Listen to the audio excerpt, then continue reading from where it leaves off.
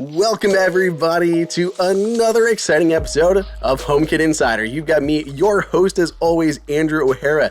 Joining me this week, we have Steve Hanna, who is pulling double duty. So Steve wears his day job hat as distinguished engineer for Infineon, but you also, which I think is what everyone's going to be excited about, is you work on the security aspect for the CSA when it comes to Matter. And there was a big, small Matter update that came out this week that we're going to talk about. So thank you for joining the show.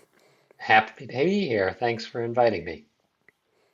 Absolutely. This one kind of snuck up on us because usually, CSA promises 2 updates a year. There's one in the spring, one in the fall. We had our minor one in the spring, the first minor release that they did. And here we're waiting for the big one, this fall, hoping for that 1.5 update. And then they're like, boom, surprise, extra small update with another update still coming before the end of the year. So this was a nice surprise, kind of, to finish out the summer, I guess. Yeah, just a little surprise bonus for you. Yes, so that is Matter version 1.4.2, and we will get into all of that in the latter half of the episode. Before we get into all that, let's go ahead and, of course, talk about the news. Now, Steve, I don't know how much you have paid attention to the amount of Apple leaks that had come out this week, but it has been crazy. There's been there was a whole big thing that happened. I want to say Wednesday night maybe, where Mac Rumors got some code and had a whole laundry list of unannounced Apple products, where we learned of the processors that they were going to be including an A17 Pro chip in an updated Studio display, which seems crazy. But we had all these different things coming out. So let's try to hit some of the big ones that are relevant to, the smart home community. First up, Apple Home branding is continuing to expand. These are legacy vestiges that have just been hanging around for a while.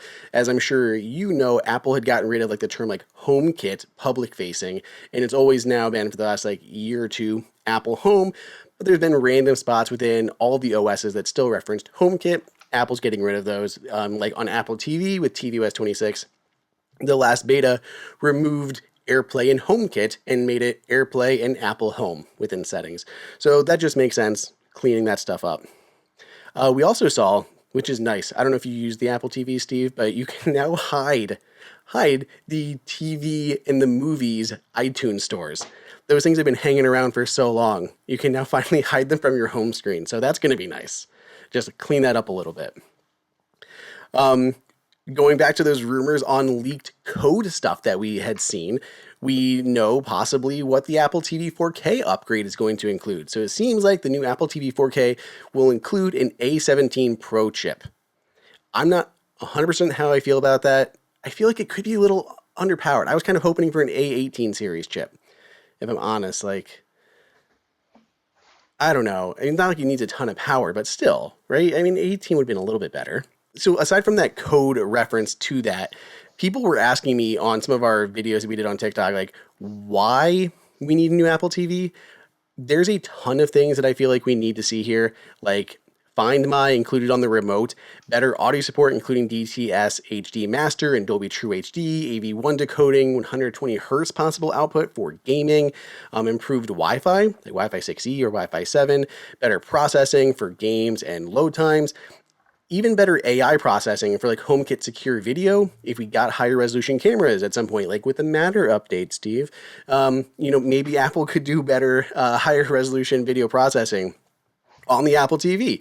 And then, of course, Apple Intelligence for search suggestions, better responses, if you fumble through what you're saying, follow-up questions, and more stuff like that. So there's a lot that I would like to see in an upgraded Apple TV. A17 Pro will be enough. I mean, that would even deliver ray tracing for games, so be a decent upgrade, but I would have really liked to see an A18 chip. Okay, this was a last addition here to the Apple rumors that came out. Apparently, Apple is really going in on this smart home thing, which is always good to see for both of us in this case. But it sounds like they're trying to do a full countertop moving robot to sell by 2027. Should be crazy. And then they're looking to do a whole lineup of smart cameras to compete with the likes of Ring. We're going to literally get Apple branded cameras before Ring actually delivers on its promise of HomeKit. That's going to happen first. But they say they're going to have like their actual doorbell, which Bloomberg broke a while ago, and then now a follow-up report is saying Apple wants to make an entire line of security cameras in different configurations that'll be able to determine who is in a room, all locally processed on your home hub. And then it'll have IR for motion sensing to help trigger automations. I think that's very cool. I know we've talked in many past episodes about how AI is going to play a big part in the smart home, and I think Apple wants to do that. And having its own ultra secure, ultra private cameras is going to be one way of doing that. So I don't know. Do you have any thoughts on all those, Steve? That it was a lot of rumors. It was a lot of stuff happening. Well, I don't have any inside scoop on Apple and what they're Dang it! planning, but you Dang know, it! I do remember I was a Mac developer back in the 80s, Guy Kawasaki and all of that. And back then it's like, oh, what's coming next for the Mac? Are they going to get rid of the Lisa and all this sort of stuff? So it seems like it's a constant flow of new things coming out of Cupertino. And you think you know what's coming next, and then they zig when you thought they were going to zag. So They do, yeah. I think it was Basic Apple Guy who posted a picture of like in the Tim Cook era, which has been a while now. There's only been like I think like five, one more things, and I want that smart home display to be the next one more thing that Tim Cook reveals. Hopefully in the spring it happens. I feel like the robot could be one as well. The robot, the smart home display, those would be the two big ones for me. Well, Hue has a whole bunch of stuff that's not official, but has leaked on their website early. So Hue blog found these things and just released a ton of stuff. So there's a whole bunch of Hue products coming if you've been in the market. I don't know if these are going to be like all IFA announcements that just came out a little bit early, but there's stuff to be excited about if you're a Hue user. So first up, been long rumored, there's going to be a new bridge. It is the Hue Bridge Pro, and they are finally moving to USB-C for a power supply, which is nice. Standardize that, get rid of specialized cable, the old barrel connector that they had. They've also say in the text for the Hue Bridge Pro that it will enable where users can enable motion aware technology to turn their lights into motion sensors, which would be crazy. And of course, my immediate follow up is like, okay, is that going to be exposed to like Matter and HomeKit? I want to know if you're going to be able to use lights as motion sensors in Apple Home and Matter. So we'll have to see how that plays out, but that seems enticing. We have our first look at the Hue Secure Video Doorbell, and the only thing other than the image of it that we learned here is that it will have a 2K resolution, so that's always good. There are multiple new Festiva string lights coming out. There's a new permanent install outdoor one. Everyone's got these, Nanoleaf, Govee, like the whole market has these things. Now Hue is getting in on the same game, so little like squircles that mount to your soffit, Hue lights. Seems nice. There's updated globe lights that look really cool. So outdoor string lights with the globes on the end. There's like a cylinder inside each of the globes that lights up multiple colors. They also look very nice.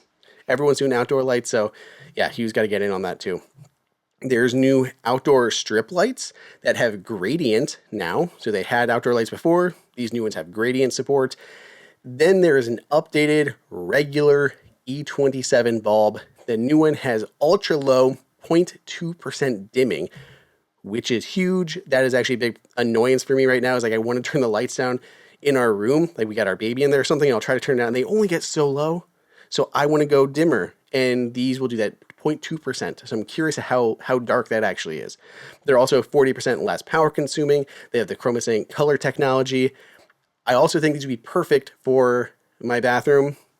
We've been trying to put lights in there, but I want something that can get really dim, and it's also like somewhat affordable. And I'm hoping these will be able to do that, because the ones I have in there now, there's like 6 of them, and they don't all respond right away. So I kind of want to swap them out for something else. So these may be the ones that we're looking at because they have that new ultra low color or light on them. So we'll have to try them out. Do you use any Hue products, Steve? I don't know which brands you are particular to in your house. I mean, you have so many options. Well, yeah, that's one of the things. I do have Hue lights in my home, and I also have some Google stuff. I've got some Apple stuff. It's sort of a mix. One of the things that I'm really excited about with Matter and that I think it enables is the mix of that. You don't have to commit to one ecosystem or another. Once we get these standards, then it enables that level of interoperability, and it also might allow for one device to take advantage of some of the features in another. So there's motion sensors included in the uh, motion aware technology. That's something that could be leveraged by, say, another product to, I don't know, turn on the lights of a different brand, or perhaps to start playing music when you enter a room. So that sort of multi-vendor integration, even on a device-to-device level, is exciting. Just the diversity of the number of different and type of different devices that are out there on the market. That's pretty exciting. It is, and I want there to be more of that interoperability, especially on a controller aspect. I mean, like even right now, like we're waiting for Apple to release the smart home display, and part of me is like, man, I'm just gonna go get a Google display. I'm gonna get one of the Amazon ones that come out. The problem is like so much of my stuff is still in Apple Home, that's not Matter. They wouldn't work, and then I have other ones like the Brilliant one. When they were on the show, I really pushed them on why aren't you a Matter controller? Why can't I control my Matter devices from here? And the biggest thing is like consumers aren't asking about it yet. Hmm. So I feel like that's the one thing that's got to really gain some traction because companies like Brilliant and some others aren't doing it until people ask. And I think the last thing that the CSA told me about it when I pressed them was that they shouldn't have to ask. It should just work. But I'm like, well, then how do companies know? Like, how does Brilliant know to integrate, Matter when people aren't asking about it? CSA thinks that people shouldn't have to know it. They should just work automatically, which is, a great sentiment, but hard to get there. And then companies don't want to build it in because people don't ask about it. So it keeps going around in a circle. I know we're already jumping into the Matter talk, but I Well, do hope that we start to get to that point. I agree with you on that. And, I guess what I would say is not to do another 80s throwback, but when I was a Mac developer back then, we had Apple Talk. It was Apple's own Mm-hmm. little system for connecting the Macs and the laser printers and all this sort of stuff. And it was incompatible with what you were using if you had a PC. Or, Unix was a completely different system. And it took some time for it all to move to IP and even to be able to send emails and share files across those different systems took quite a long time. Now, of course, we're far beyond that with cloud and IoT. But I guess my point is you introduce those fundamental standards like IP, like Matter, and then over time, things naturally move to them because it makes them more powerful, more capable than if they're just living in their little walled garden. I must say this time I'm delighted to see, the big companies taking the lead in making that move. True, true. The struggles of being early adopters to things. We'll always find something to whine about a little bit as we try to get everyone else on board. It never goes as So fast as we wish it would. no, it never does. And then the Apple stuff really kills me because I was saying it last year that 2025 was going to be the year of the smart home, and Apple was going to have new HomePods, new Apple TV, smart display, and the new version of Siri, all that, and then everything got punted down the line, and it just feels like so long waiting like an entire other year to get something like that smart display that other brands have had for ages. So like I just want to be able to control things with buttons, and I know my wife does as well, like to see a display and to toggle things on and off without having to use Siri or pull out her phone. And I'm like, so close. I think the most exciting thing, though, is killer apps. That is, when we invented IP, not that I invented it, but I helped with that, we didn't envision any of the stuff that came later. The cloud, Uber, all these sorts of things that never could have happened without IP by building that platform. So I think it's sort of the same thing with Matter. There's some things that we understand and we know we're going to get with Matter, but it's the things that we don't have a clue about. Those are the most exciting ones for me. Yeah, I really do think there's some good stuff in this update. We're gonna get to it, but like I mean, Wi-Fi provisioning seems like such a no-brainer. I saw, I'm like, how, I didn't even think about that wasn't even a thing. People are including Bluetooth chips for literally no reason other than just to initiate a pairing process. Like, why is that the way that we've had to do things? Anyway, we'll get there. One more last piece of news to hit. I love this company. I have two of their air purifiers we've already bought for the home. And now they have a new one out that is very pet specific.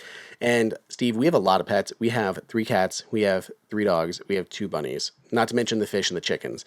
But we have a problem with pet hair and danger and air quality and all of those things that we were always trying to keep a lid on.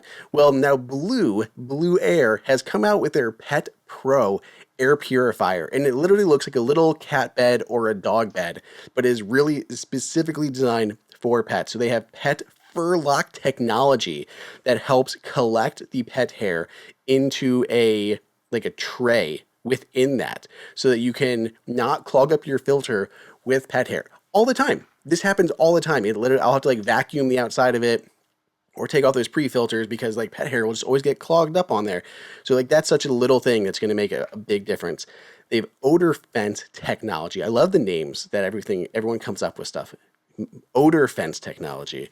Bio-based enzymes and special minerals to break down 99% of stubborn pet odors, leaving your home with cleaner, fresher air you can actually smell and feel good about. Always good. Deodorizing is super important on a pet air filter. Advanced filtration with H13 HEPA media, so that's always good. Large room coverage, they say 1,300 square feet in 60 minutes, or 271 square feet in 12 and a half minutes. So pretty large room coverage for an air purifier here. And then they say 1 year for the filter lifespan, which is really good. For a pet one to run as much as we would, a year would be great for that. My immediate thing though, so Blueair, I'm not sure if it's Blue or Blueair, but they aren't in Apple Home, which always bugs me. And I always ask them about that, and they give me the runaround. I'm not going to do it. And they still don't have Matter either. And it got me thinking a little bit, Steve, with something like, an air purifier, most of the time, it has a sensor in it. It'll spin up and down as needed by itself. Is there a need for things like that in Apple Home or Matter? Because I want to make that case of it should have Apple Home in it. It should have Matter in it for you to control. But if it already has a sensor that does things automatically for you, does it need it?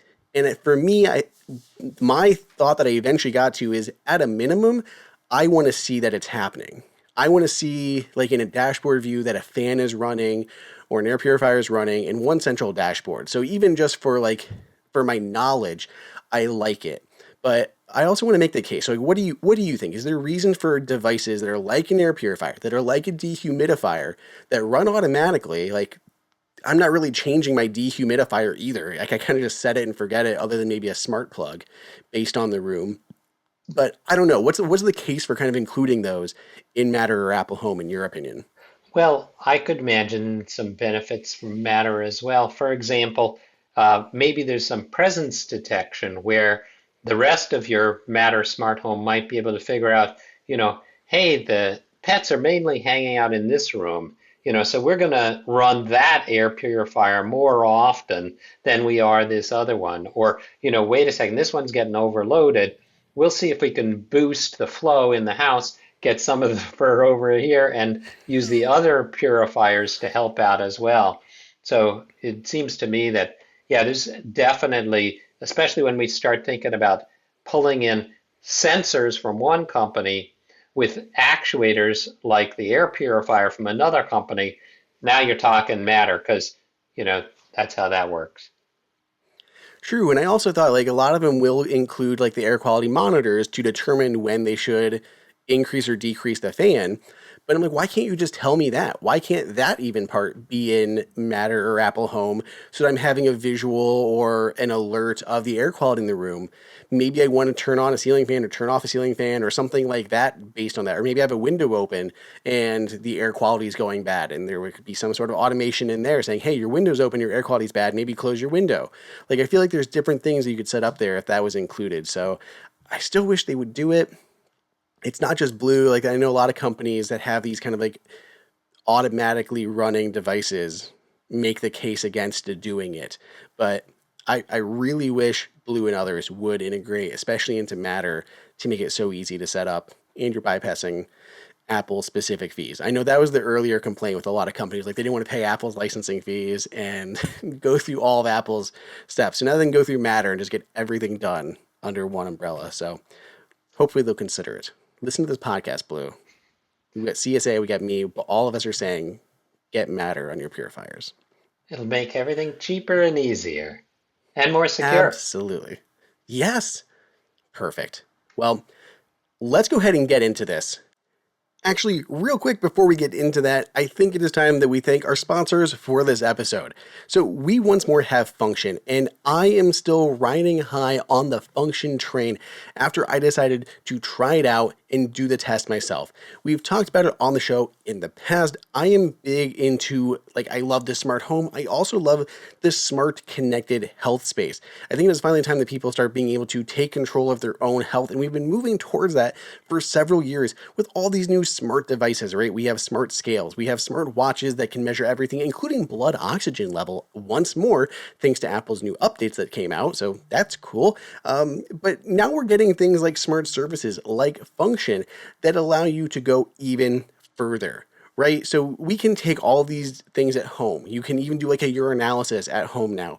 But Function goes even further by allowing you to get these blood tests done that are quick and easy. I literally scheduled mine like the next day. It takes me like weeks and weeks and weeks to schedule an appointment with my doctor, who then you have to get to actually can order you tests somewhere and go through that whole process. With Function, I signed up and I was getting tests like the next day. Yeah, so you get 2 separate tests done. Once you go through the testing process, I was getting results within 1 to 2 days after that. It can take maybe up to 2 weeks or so for all the tests to come in, but mine were showing up within a day or two of actually getting my blood work done. Then they started showing up in the app itself or on the website. There's like 160 biomarkers that Function Health can measure for you. Then you see them all in your app. So for me, this was so cool. So I have, let's see, how many I have right now? 78 within range and 29 that are out of range. And I know that seems like crazy, like 29 out of range. What is going on with you, Andrew? Are you even alive? True story, I am. It's actually just related to 2 things that I already knew that were going on, which was really nice to see, and then a couple things that I did not know, and it actually gave me action items to try to improve my health. So first up, I am a type 1 diabetic. It confirmed this from things like my A1C to my blood sugar levels that morning were like slightly elevated, like 140, which I already knew going into it because I had had coffee on the way over.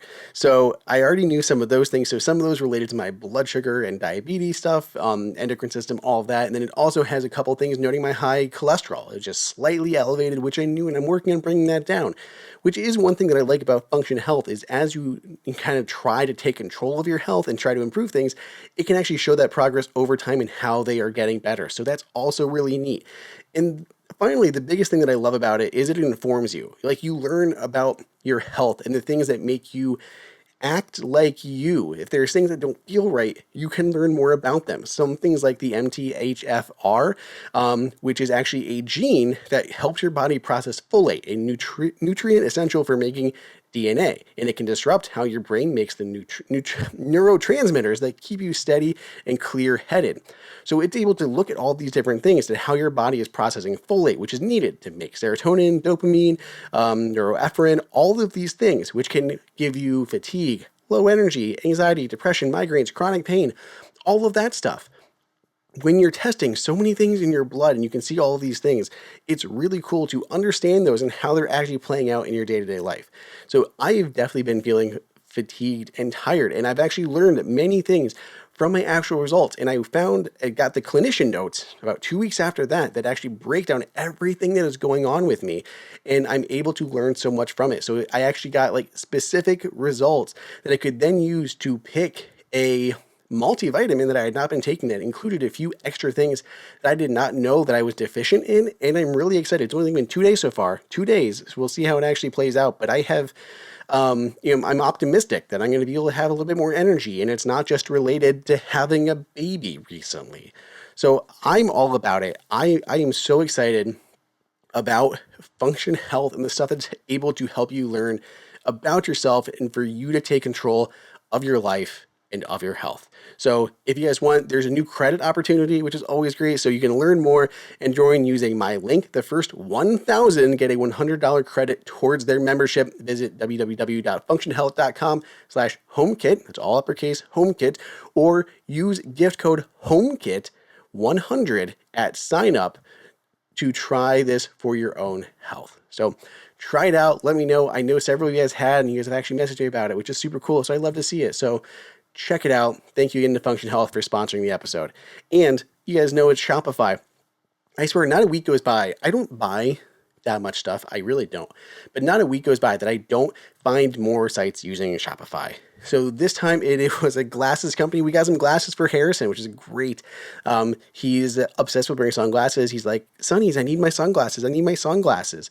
So we had been using a cheap sunglasses. I'm like, okay, if you're just going to wear sunglasses all the time, you're at least going to have prescription ones, so you're not damaging your vision further. So we found some sunglasses. There were some great deals going on with this website. And as soon as I got to the checkout process, because again, I didn't know the website, I got to the checkout, like, this is just Shopify. What are you doing here? This is Shopify.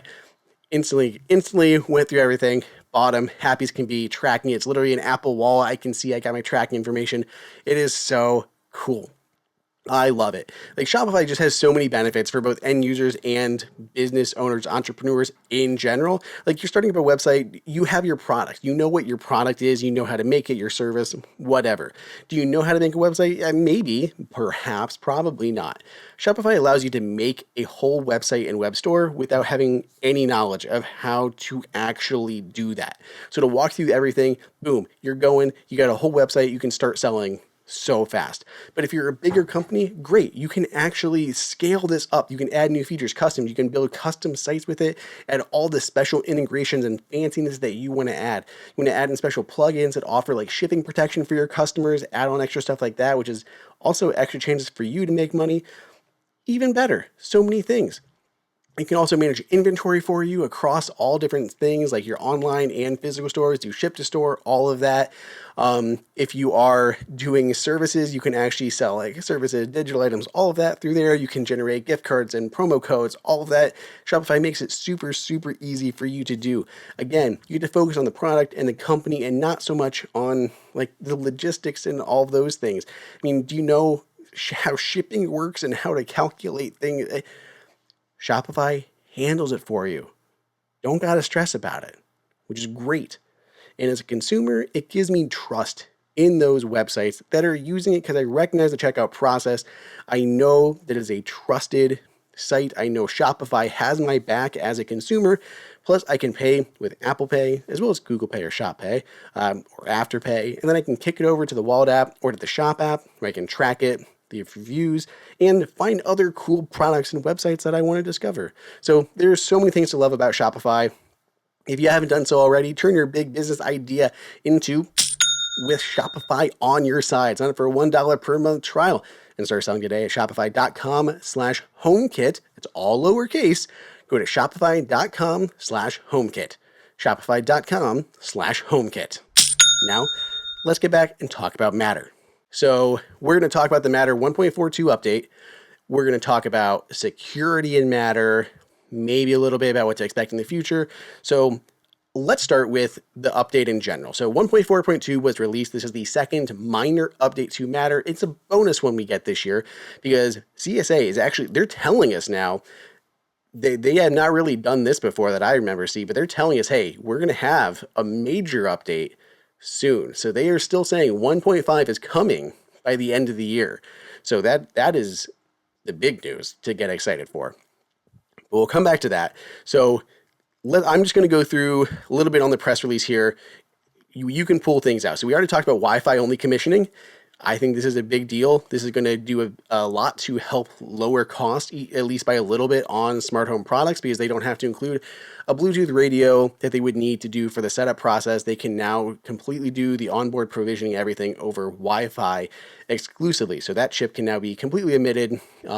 Matter is all IP based. So it wasn't even using Bluetooth other than for setup. It's either Thread or Wi-Fi or Ethernet, I guess, technically, right?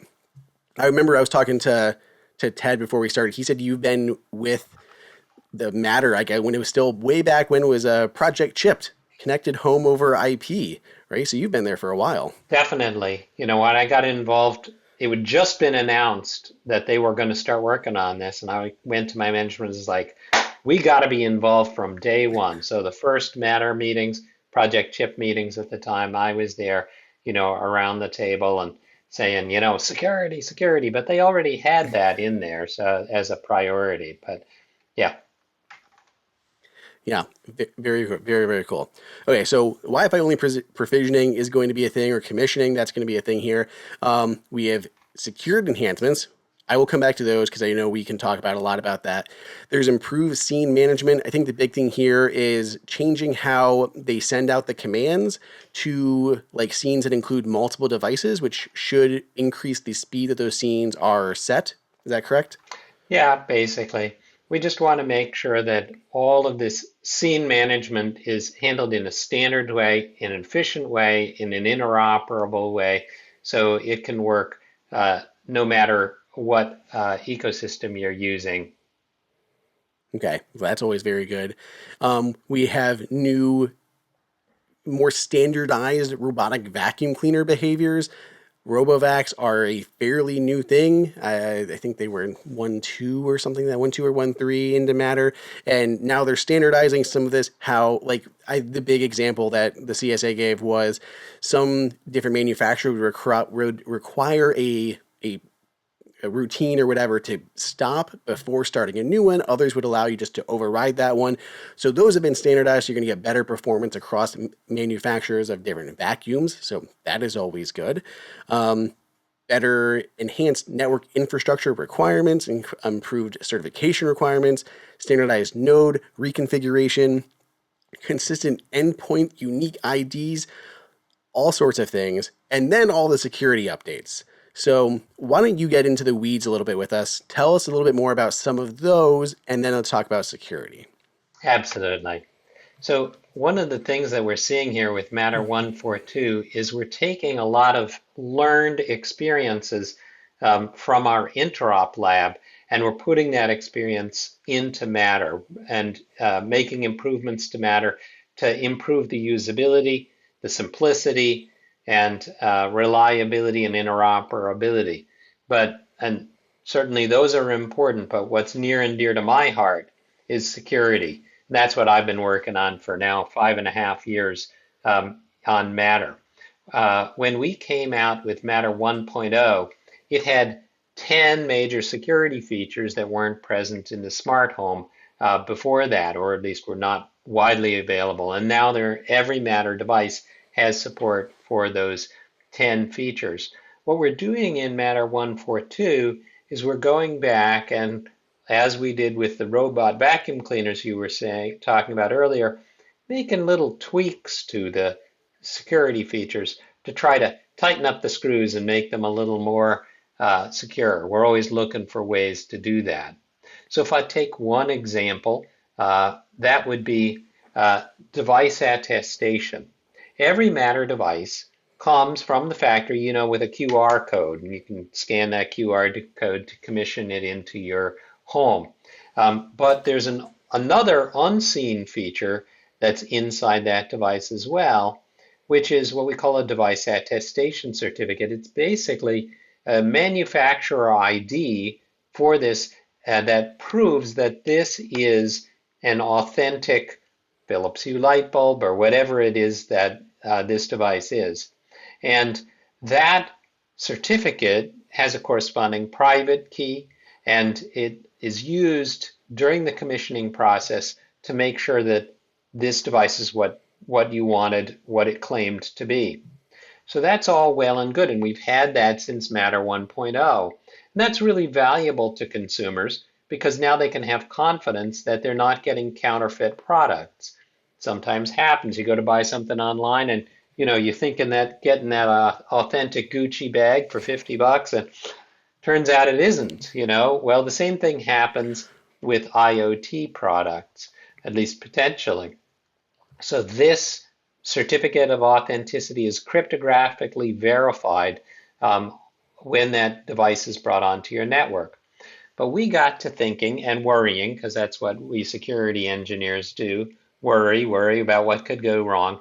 And we realized that a bad guy could get one of those Philips Hue bulbs and, tear it down, break it open, and copy out the certificate and the private key from that bulb and make a clone of it. It would be a lot of work that they'd have to go through to do that, but in that way, they could make 100,000 fake bulbs. I'm not saying this has happened. We're not aware that this has happened, but we're always trying to close the doors before the bad guys come in. So if they made those cloned bulbs, not counterfeit, but cloned bulbs, then those would have a valid certificate and a valid private key, and they might be admitted into people's homes. Unbeknownst to them, it's not really what they thought it was. It's a clone. So now we've added a feature in Matter 1.4.2 that the manufacturer, like Signify for those Philips Hue bulbs, can revoke a single or multiple device attestation certificates if those become compromised. So in that example, they could say, wait a second, we've seen lots of this identical bulb showing up all around the world. That's not a real thing. It must be cloned. We're going to cross it off the list. And then when you go to scan that bulb that you bought off the internet and it isn't a real one, it's a clone, you're going to get a message on your phone that says, warning, this is a clone, don't use it, it's not trustworthy. And perhaps you might have an override button if you really want to use that fake device, but that would, at least you would have been warned, this is a clone. So here we're boosting the security of that existing security feature already included in Matter. So in that example, what would happen if you had already added, what if you were the unlucky ones to be one of the early people in that situation, not trying to newly add it? Yeah, that would be my luck, right? Early adopter. Yeah. Well, in that case, your ecosystem might have a record of the certificate that was presented at the time that it came into your home.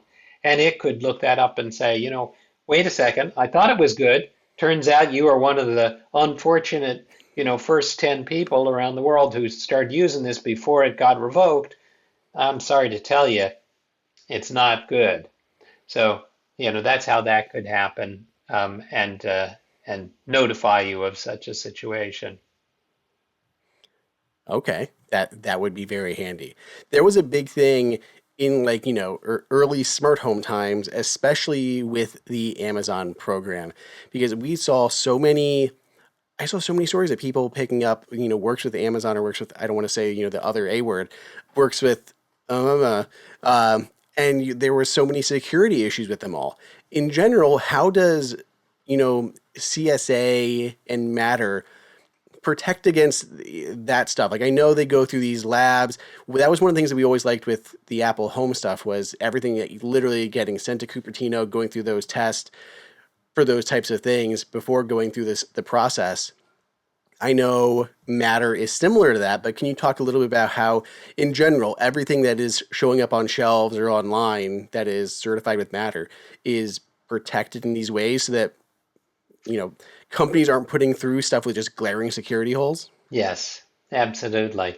So in Matter, in the working group, we have dozens of engineers from different companies who are all working together to ensure that the protocol and the standard are adequately secure.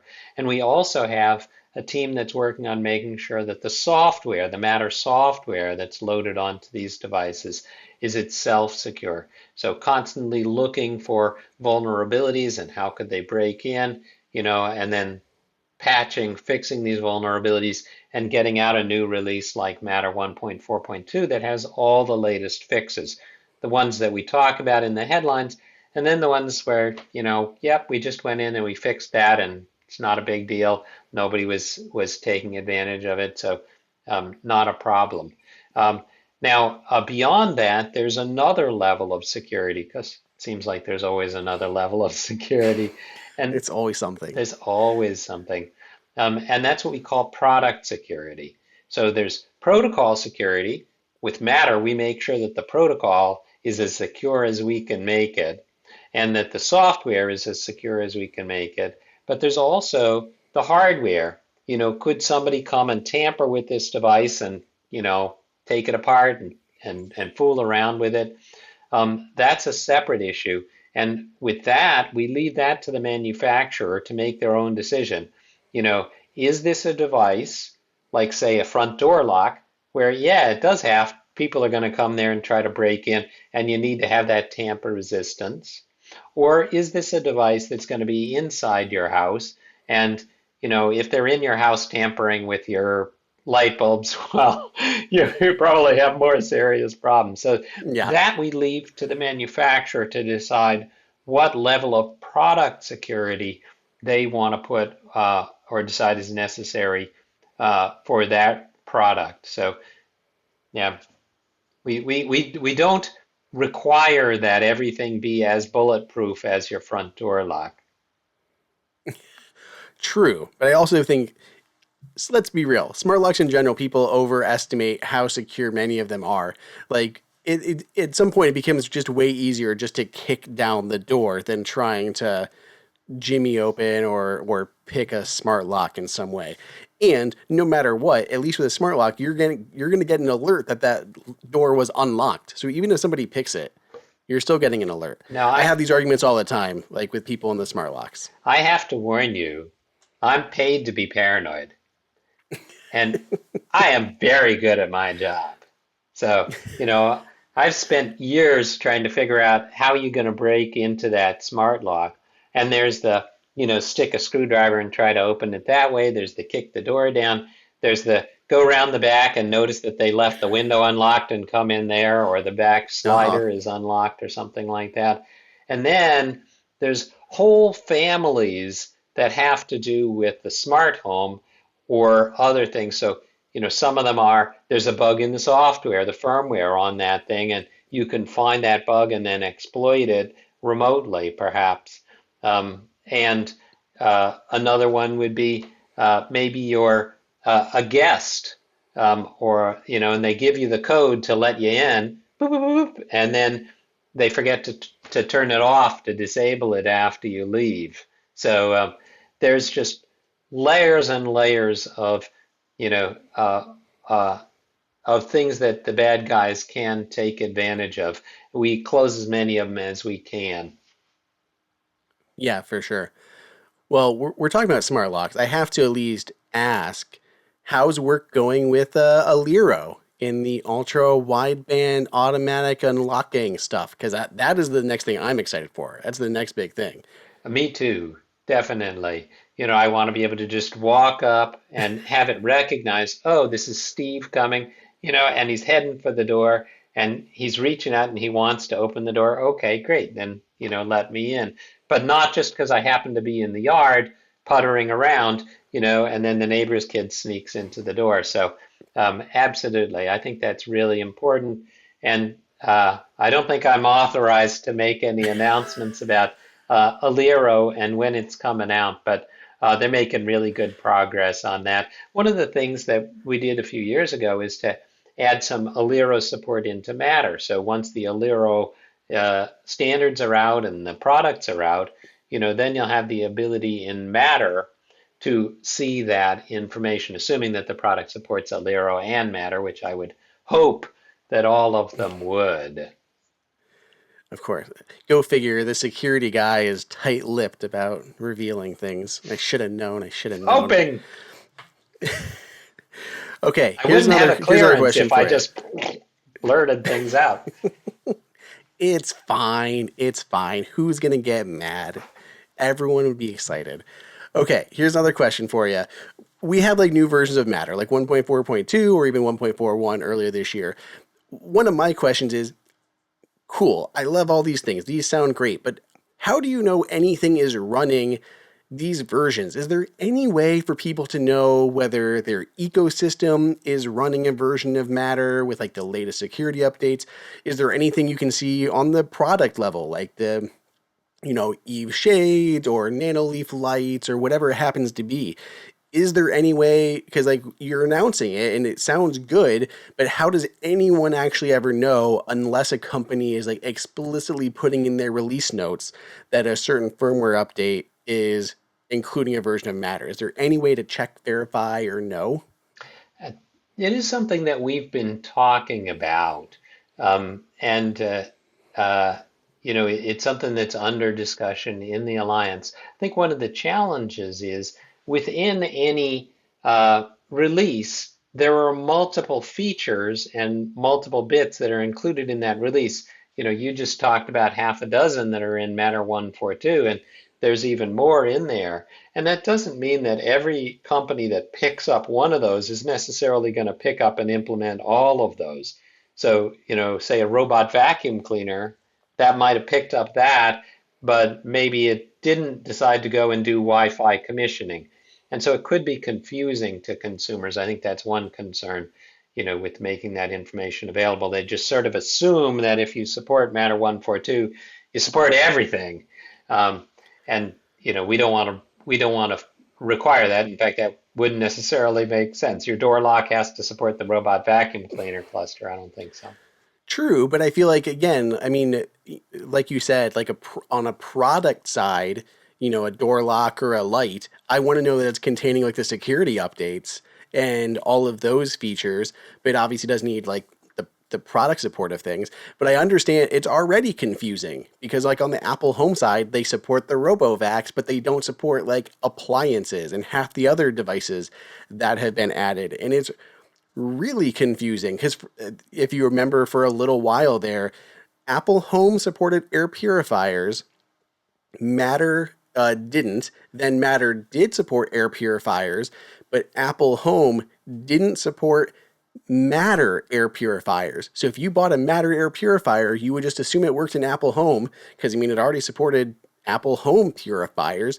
Then you would try to add it and then it wouldn't work. And then that to me gets really confusing and I don't even begin to know where to try to clean that up. That just seems, I'm sure that's been fun discussions internally of how to how to figure all that out because it gets confusing for me and I have to explain it to people. So, yeah. It's confusing for all of us who use Matter in our home as well. So I can assure you that that's something that we do talk a lot about, and we're trying to puzzle that out. Yeah, it's tough because I know, I mean, the easiest way would just be to tell everyone to support everything, but that gets a lot harder than you're forcing them to do dev work they may not want to do or may not be, necessary for them. It gets very messy very fast. I am quite sure. But at the same time, I would also love to see, my fridge in Apple Home and monitor temperatures. Like we've had people write in on the show, how do I monitor the temperature in my freezer? Because if I put a sensor in there, it's going to be like a Faraday cage and not let any sensor out. But I also want to know if my freezer goes offline. And then we're getting into, okay, I guess technically use a smart plug and then create an automation based on power draw. But I guess technically you could still draw power even if the temperature is not working. And the easiest solution is just everything in Matter. But Because that fridge has a sensor in there already. So you just want to get exactly, it to reveal that information through Matter. Couldn't agree more. 100%. And I think, ultimately it has to become ubiquitous in that manner that, well, of course it includes Matter support, because why wouldn't it? It's just the easiest way for everybody to support smart home. I think so, but that's just us, Steve. Okay, let's finish this off. Can I get you to give me any tease into what we're seeing for 1.5? Like I know nothing is settled until like the last possible second with these, but is there anything you can tease or that's looking likely or that you would hope to see unofficially, anything like that? Well, you put it well, in that it is a bit of a challenge, but whenever we do a major release, we always want to get some key features in there that are really going to make it exciting for everybody. We've been talking about cameras for a while. That would be an exciting one. There are a couple of others as well. And what we do, and this might be good for your listeners to know, is that we have what we call a train model. The train is leaving the station, and then whichever, if you're on the train, you're on the train, and if you're not on the train, you're not on the train. Whichever features are ready to go out, those are going to go into that release. But when I say ready, they have to have a spec, they have to have the code in the SDK, they have to have testing, they have to have products that have implemented it. We don't want to be announcing a feature, when it hasn't been fully spec'd and implemented and tested and certified. So that would be an example where we say, sorry, you're going to have to wait for the next train. I'm very optimistic we're going to get some of those big features we're all waiting for. But you know, every major release every year is going to have a couple new device types, and then a couple of these additional features like the ones that we've talked about that went into 1.4.2. And I wouldn't be surprised if after 1.5 we have another one of these dot releases that adds some more incremental features on top of it. Okay. And I'm pulling for cameras, but I know that I have to hope at the same time that Apple's going to be quick to adopt.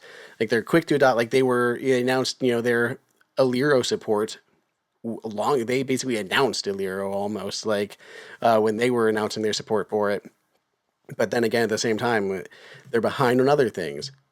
I'm personally hoping, at least with cameras, the one thing I want to see is resolution support of 2 or 4K, because Apple Home is still limited to 1080, and there's so many cool cameras from Akara and others that are doing 2K, 4K resolutions. Those new Philips Hue doorbells are 2K resolution.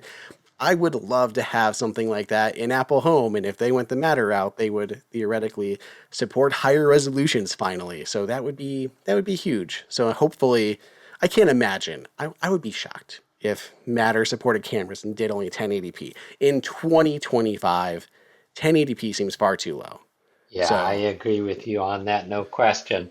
And I think uh, with all these features, we have to realize, as you say, it takes a while to ripple out into the system. And, that's not so different than the way it is with other standards. If you think about it, post-quantum cryptography or TLS or, some new feature of HTML, it takes a while to roll out there. It would be one thing if there was some, boss at the top who could just say, you're all going to do it next yes, week. But that's not the way that our system works. Thank goodness. Each company gets to make up their own mind and have their own schedule. And each one has its own little twist on it, too, in terms of where they put the priority in terms of usability and which of their products support it first and what they do to take advantage of it and maybe build on top of it some wow factor. true. My updated expectation timeline here that I want to see is Matter 1.5 this fall, and then Apple can follow it up in the spring with its smart home display and Home OS, and announce it will have robust Matter support for 1.5 and a bunch of new accessory types, including cameras. They're going to show on the fancy display, and we're going to get all these things. That's going to be my hope at this point, and then of course Apple could support Matter on all of its new smart home cameras it's developing. That way, Android users could use them, but it would be better for Apple users because I'm sure it'll tie into like the iCloud subscription for storage, all of those types of things. So there's still like you can have an open standard, but still ways for individual companies to monetize it because they all want to sell you some cloud storage. So it'll work out. It'll work out well. That's my hope. I That's think what I'm hoping for. you should write a note to Tim Cook and let him know. Per Tim is a frequent listener. He listens every week. I'm sure he's already heard me. This is not a problem. Well, this has been great, Steve. Thank you so much for going into some of the security stuff that we have not talked about enough. I know like security is one of those things that people love about like the Apple Home side and are interested in with Matter, but it's also something that it gets into the nitty gritty a little bit. So like learning about how those certificates work, I find really fascinating. So hopefully everyone else did as well listening. If you guys have any questions you guys want for the future episodes of the show, you can let me know at Andrew at appleinsider.com. You can also throw up questions at the YouTube version of this, youtube.com/HomeKit Insider. Steve, I will put the CSA website and the Matter 1.4.2 release notes in the show notes so everyone can dig into those, get a little bit more specific. But honestly, we're all hyped for 1.5. So hopefully we'll have more Matter news to talk about in the near future. I can promise you we'll be putting new security features in all the time. Perfect. That's what we love to hear. Thank you again for stopping by the show. Everybody listening, thank you for listening. Give the podcast a 5, 10, 100-star rating on your podcast player of choice. Otherwise, we'll see you guys all in the next episode.